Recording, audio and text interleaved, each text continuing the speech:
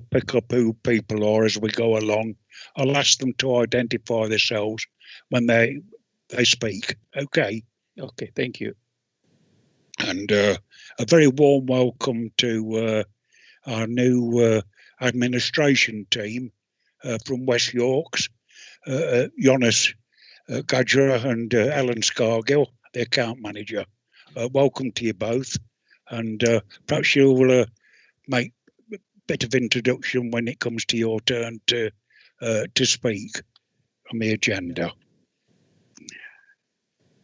The next item is to agree the minutes of the last pension meeting. I think the only ones there are Graham and myself when I've looked through. So are we happy to for me to sign those minutes as a true record? I've looked through them well, and they seem to be to me. Agreed. I'm happy. Thank you.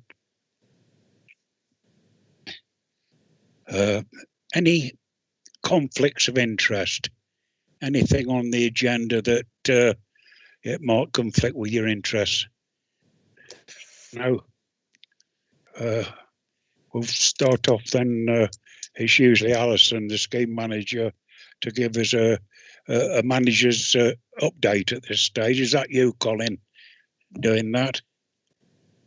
Thank you, Chair. You'll be aware that a new pension scheme administrator has recently been appointed, the West Yorkshire Pension Fund, and we have Eunice and Helen from there to talk to us this morning. So I think, just as the report sets out, they have now been appointed, and this will be a good opportunity for them to introduce themselves to you and take you through what they would like to make you aware of. The report sets out some other matters such as annual benefit statements, the year-end tax and taxation saving statements, etc.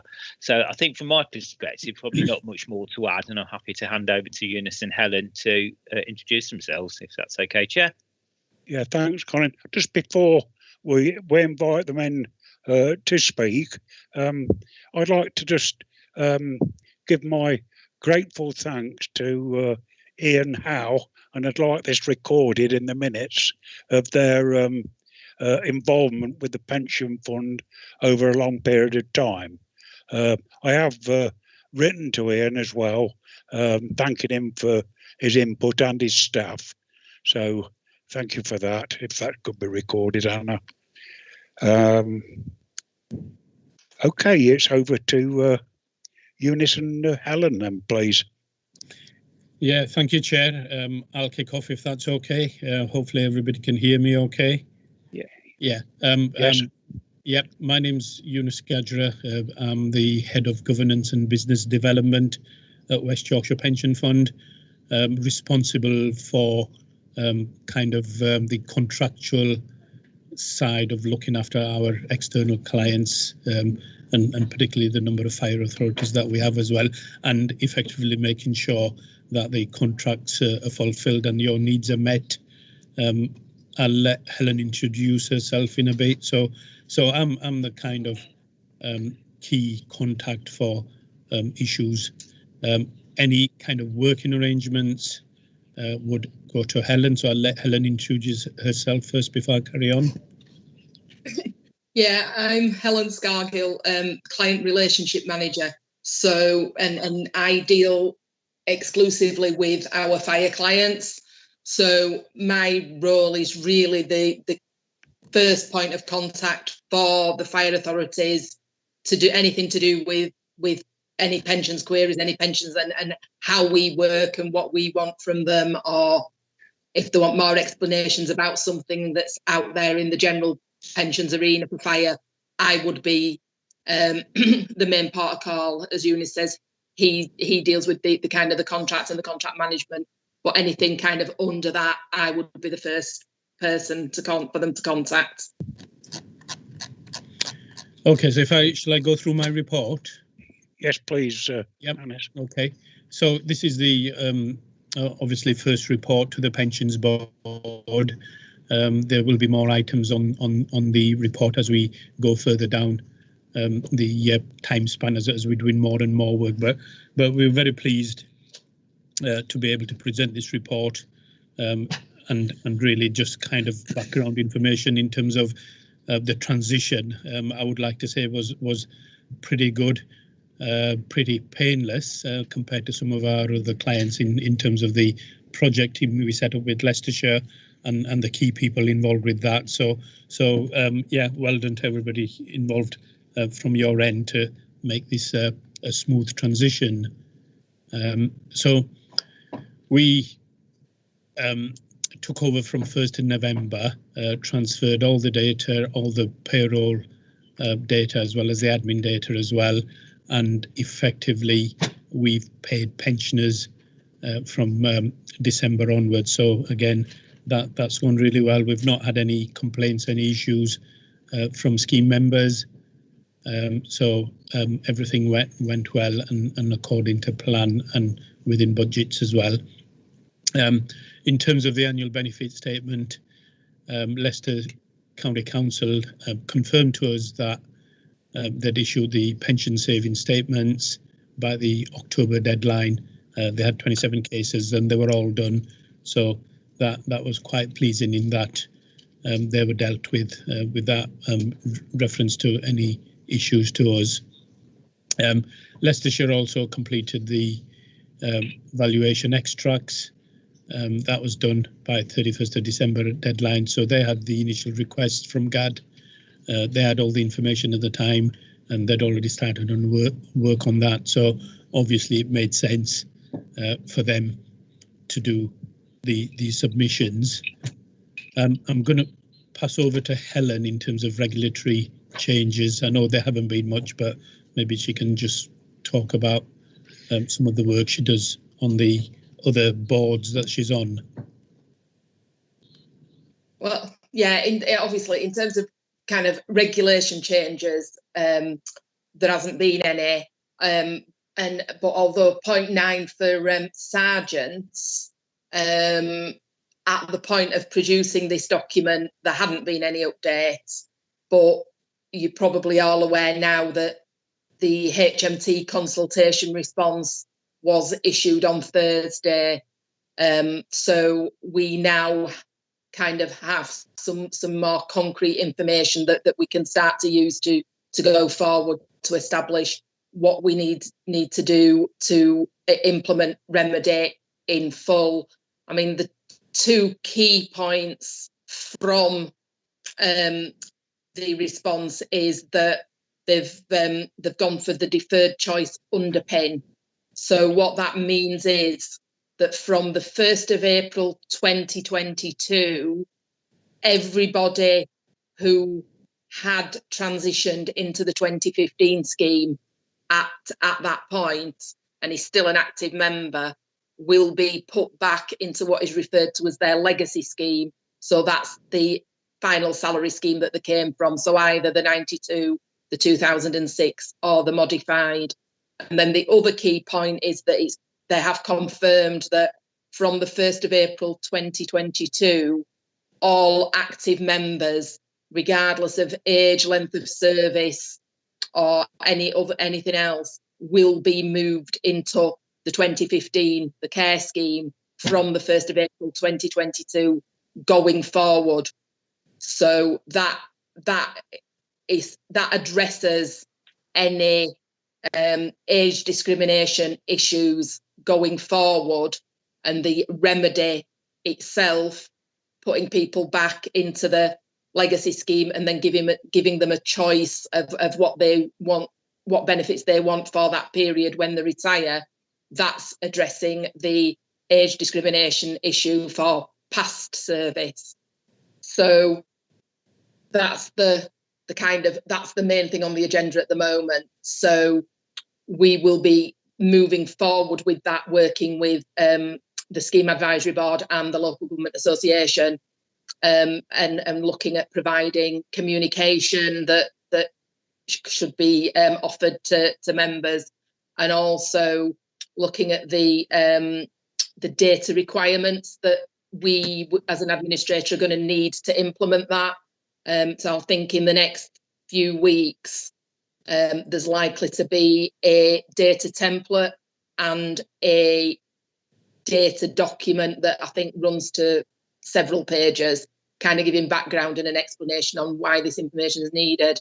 So that's going to be coming out hopefully within the next few weeks, and then that will obviously then require Leicestershire Fire to look at that and establish how they need to get that data to us and what they need to do to ensure that we have everything we need to be able to implement Remedy and every member's record is correct. So that's kind of the next thing that will come out. So you're going to be kind of possibly running a 2-strand work plan on communications and on data. So that's kind of where we are on Sargent or McLeod, I mean it's Sargent in the fire scheme, but a lot of the information that's coming out in the public domain references McLeod. So whichever one you see, it's really talking about the same thing. Do you want to? Yeah. Shall I do number 10?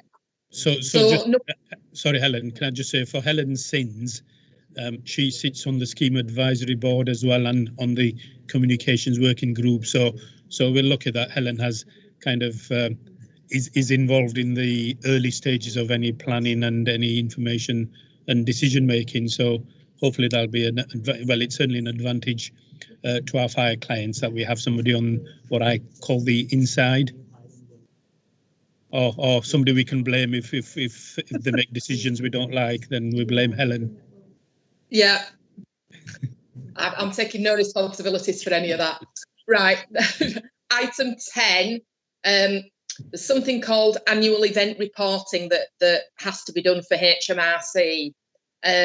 So this was a bit of a joint. This one needed to be a joint effort between Leicestershire County Council, the Fire Authority, and ourselves. We didn't have access to the to Leicestershire Fire's kind of online account with HMRC. So we provided all the information to Leicestershire County Council. They uploaded it and submitted it to HMRC. And then between us, we both notified Leicestershire Fire of the actual payments that needed to be made by the end of January. So hopefully that was done. So from our perspective, we've kind of, between us and Leicestershire County Council, we've done the reporting that was required, and we've informed of the payments that needed to be made. So hopefully that all happened smoothly.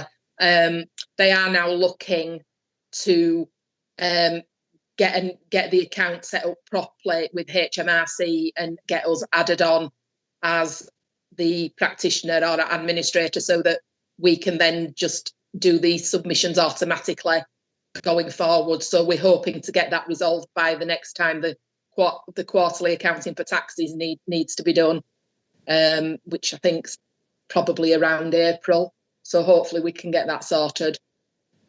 So that's the kind of only thing outstanding there. And then, Eunice, do you want to do the key performance indicators? Yeah, if I can just mention, just before I get into key performance, is that a lot of the kind of division of responsibilities, work areas, etc., fell between the Fire Authority and Leicestershire County Council. But as the new administrators now, we will be doing the bulk of work that's required. So again, we'll be taking some work off the Fire Authority as well, to make it easier for one administrator to do all the returns, all the reporting. So when it comes to kind of any returns you get, then they'll come straight to us, and we'll be processing all of that. So in terms of key performance indicators, this is the key performance indicators for 1st of November to end of December. And again, what I'd like to stress is that as part of our service, Leicestershire Fire Authority, starting from this month, probably in the next couple of days, we'll get a monthly report which will have the previous month's KPIs, as well as lots of other information and statistics and scheme membership details, work output details, etc. But this just captures the KPIs for the 2 months up to end of December, and it's just measuring key work type areas, total number of cases that we've completed, target dates for each of those cases, and then how we've performed against those targets. So as you can see from the table there, all the targets have been met and exceeded for all the different work type areas. So that's quite pleasing to report. In that we've certainly got off to a good start, and we'll be looking to maintain that. Sometimes, though, in terms of work volumes, work types that come in, the deferred benefits set up on leaving might suffer a little bit, because that is where people have left and have been entitled to a deferred benefit which doesn't come into payment for a number of years. So normally what we do is we confirm to the members that we've been made aware they've left, and we'll contact them in due course to tell them of their benefits. So we satisfy our kind of targets that are set by the TPR in terms of compliance with overall targets.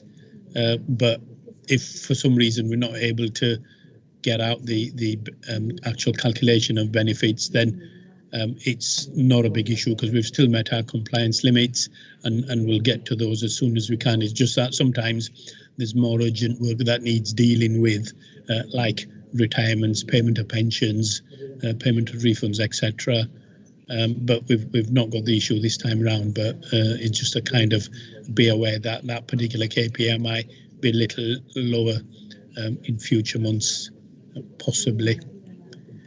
But other than that, the KPIs are pretty good, pretty pleasing to report on, and everything's kind of working as it should do, really. So we're both happy to take any questions you might have at this stage. Yeah, thank you both for that. It is a settling period, but it seems that everything's going very smoothly, and you're picking up on any loose ends. So thank you again for that. I'll just see if anybody's got any questions at all. Anybody to speak? But yes, go on, Graham. You're on mute, Graham. You're on mute, Graham. I'll pay into the pot. Okay. Thank you both, and welcome. It's nice to meet you both. I'm Graham Vaux, Chairman of the Fire Brigades Union in Leicestershire. Just a quick question.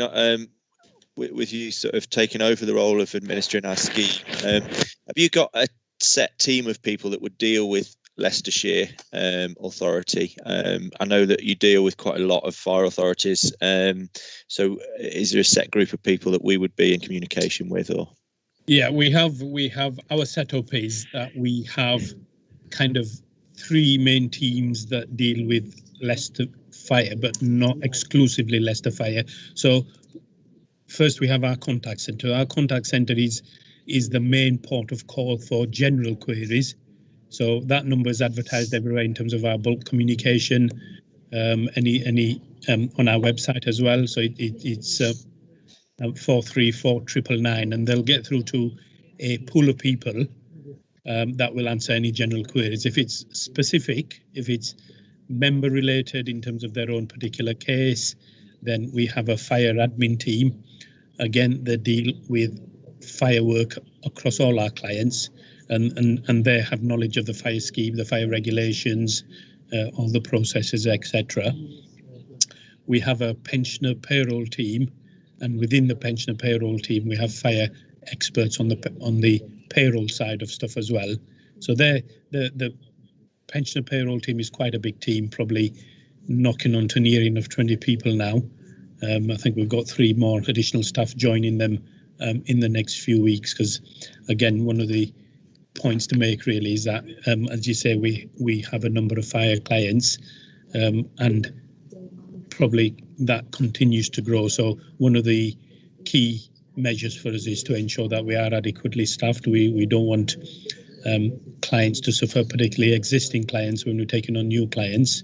So we ensure that our resources are looked at regularly, and any areas where we need to strengthen, then we have the ability to be able to take on additional staff without jumping through hoops.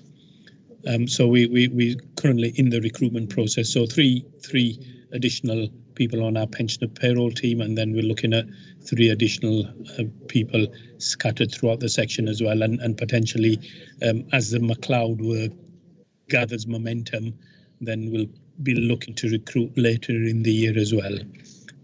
So yeah, those are kind of 3 main areas where we've got fire expertise. And then we've got our client relationship team, which is where Helen sits. We've got a technical team as well that will deal with any technical queries in the regs and assist Helen as well. So we've got a big pool of staff that have expertise with the fire scheme. Thank you. That all right, Graham? Yep, thank you. Thank you. Any other questions, anybody? If not, thank you both very much for that. And good luck. You won't see me again, but good luck for the future. Thank you, Chair. Thank you. We'll move on to item 6 now. That's the Firefighters Pension Scheme Risk Register. Are you doing that, Colin? Yes, I will. Thank you, Chair. Again, this is the usual report, I believe, on the risk register. So again, I'll assume that members have had a chance to read the report, and the recommendation is that the board is asked to approve the register if you're happy with it, or to make any amendments that you feel should be made. Just picking up on the background, clearly it's important that there is an appropriate risk register in place, and even though the risks may not change significantly from meeting to meeting, it's important to keep it under review and for everybody to be satisfied that it is reasonable and properly reflecting the risks, the control measures, the mitigations. So that's set out. Appendix 2 shows how the risk matrix is arrived at, with the actual risk register itself in Appendix 1. I would just pick up on paragraph 3.7 in the report, which is that risk 6 has been updated to reflect the progress made in agreeing a tri-service agreement for specialist pensions advice. That is progressing well, and we expect to have a formal agreement in place between Leicestershire, Nottinghamshire and Derbyshire for access to the officer at Derbyshire, who is a pension specialist. That should significantly increase our capacity. It should also mean that future meetings of this board can have much more detailed updates on key pensions issues, obviously working in conjunction with Eunice and Helen as the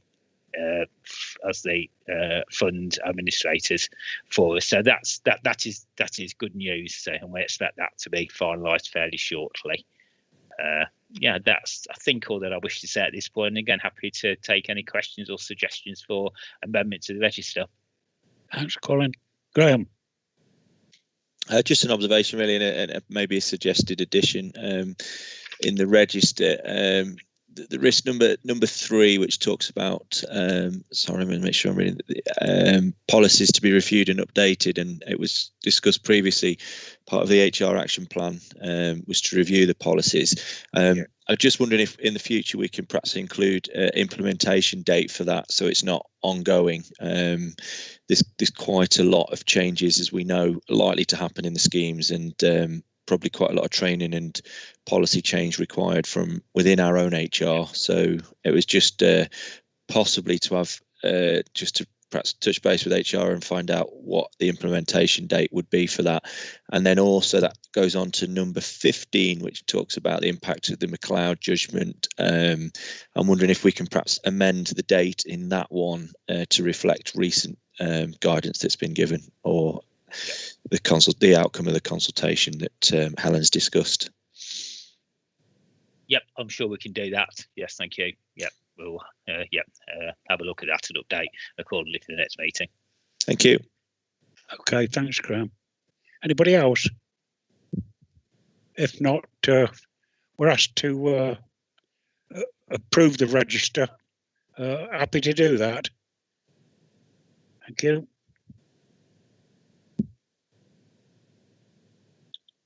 Move on then. Item 7. That's any breaches on the register for the pension fund. That's pages 29 to 42. That's you again, Colin. It is, thank you. It is, thank you, Chair. This will be a fairly brief introduction to this report. The report needs to come to each meeting of this board. It notes that no breaches have taken place in the reporting period and asks the board to note that. The report gives a little more detail on how that position has been arrived at and the processes that have gone through. The breach assessment template is attached to Appendix 1 for information. Okay. So it hasn't been necessary to use it. So yes, really just for the board to note, Chair. Thank you very much. Anybody got any questions on that, Colin? No, thank you very much. Thanks, Colin, for that. Okay, thank you. You're not off the hook yet, I don't think. We'll come to item 8, the Joint Pension Board update. Any update there, Colin, to give? I don't quite know what. Other than on Joint Pension Board, no specific update. Clearly, we're, as I mentioned, Chair, we are close to finalising a formal agreement for the joint pensions advisor stroke specialist with Nottinghamshire and Derbyshire. That is something the three services are able to agree themselves, which is what we're doing. The Joint Pension Board does require Secretary of State government approval to form that, and I think having got the arrangement with Derbyshire and Nottinghamshire in place, that will be something that will clearly be looking to progress. But for the moment, I understand, given all the other pressures on government, that is on a pause with the ministers, so we can get all of our proposals finalised, be ready to work in that way. But it does require government approval, which may take some time yet. Okay, thank you, Colin. Yeah, thank you. Right, item 9, Graham. I don't know whether you got any additional things you want to ask questions about. Yes, thank you, Chair.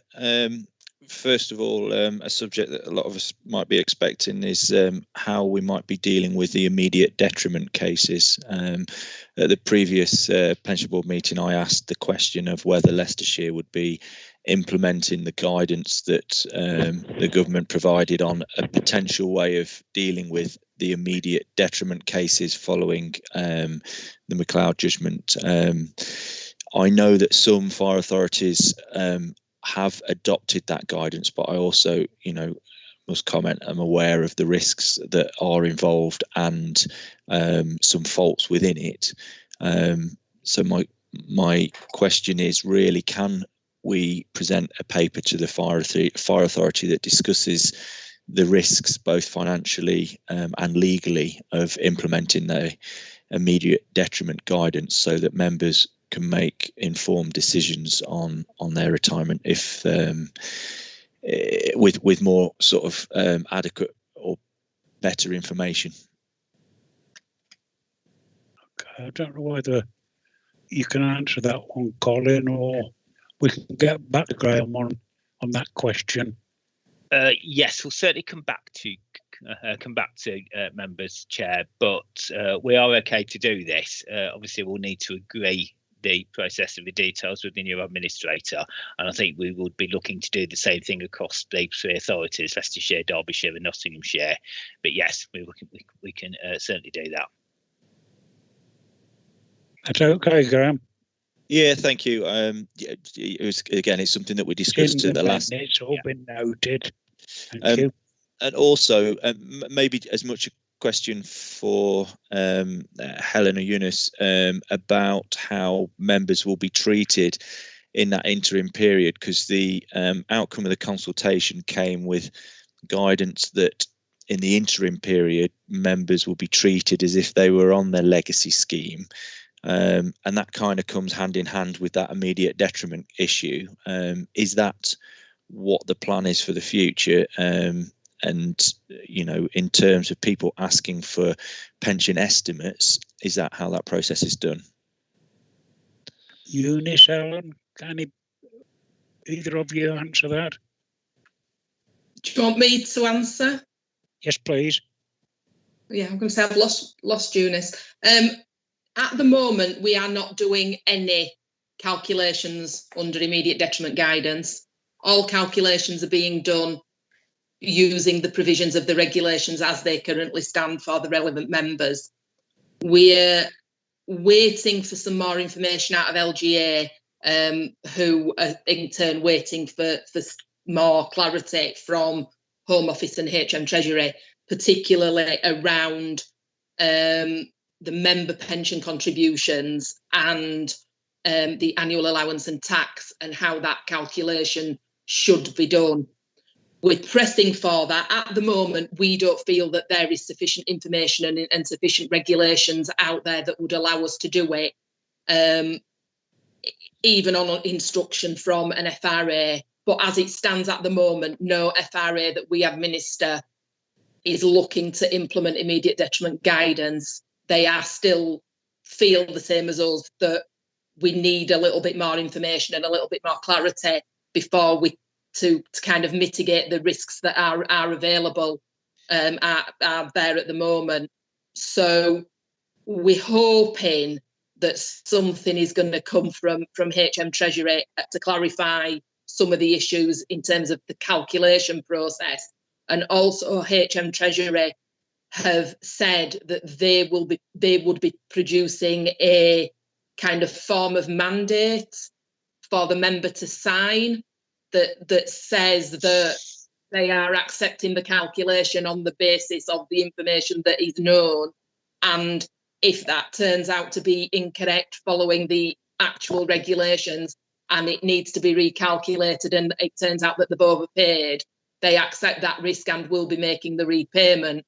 So that needs to come out as well, because to do the calculations at the because the thing it says, the legislation says that the contributions need to be paid before the benefits under immediate detriment can be paid or under remedy can be paid. But the consultation also says that the contributions should probably include interest. Well, there is nothing out there that says how that interest would be calculated, how it's going to be added on.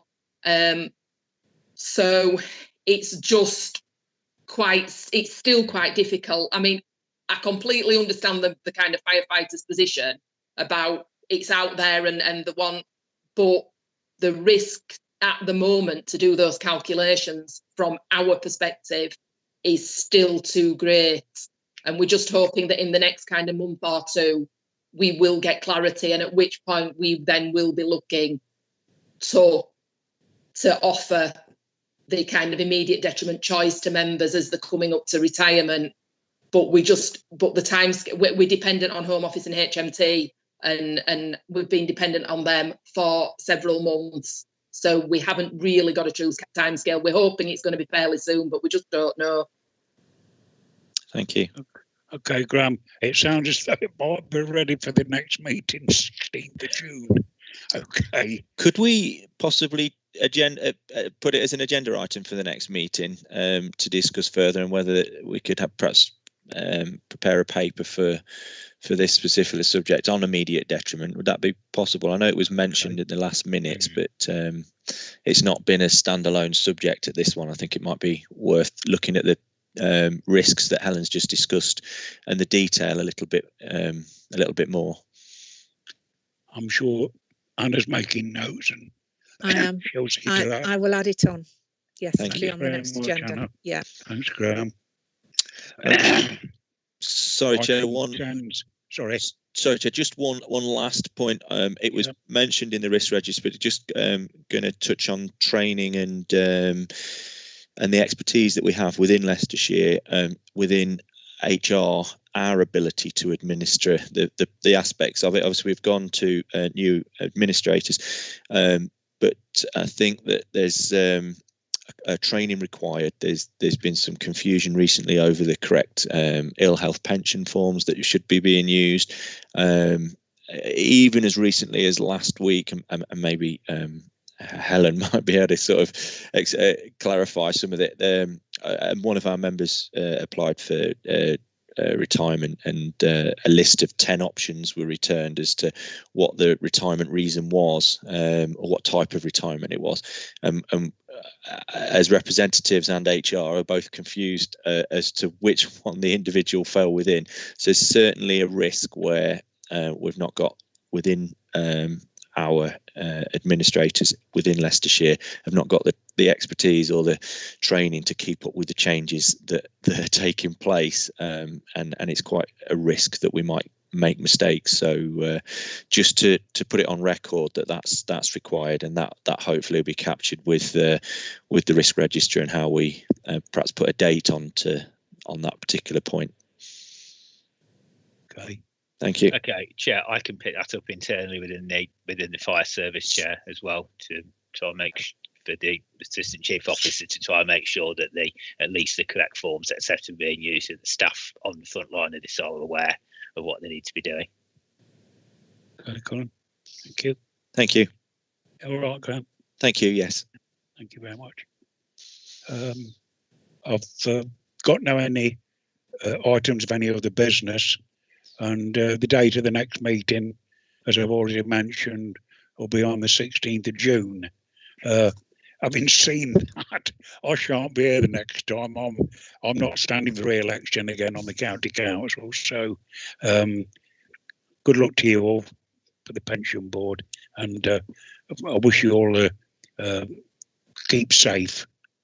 Thank you very much. Likewise, thank you. Yeah, thank you, Chair. And Alison Greenhill has also asked me to pass on her thanks, Chair, for your work as the chair of this board. Thanks very much indeed. Thank you. I am here, Chair. Thank you, and I wish you a happy retirement from council duties.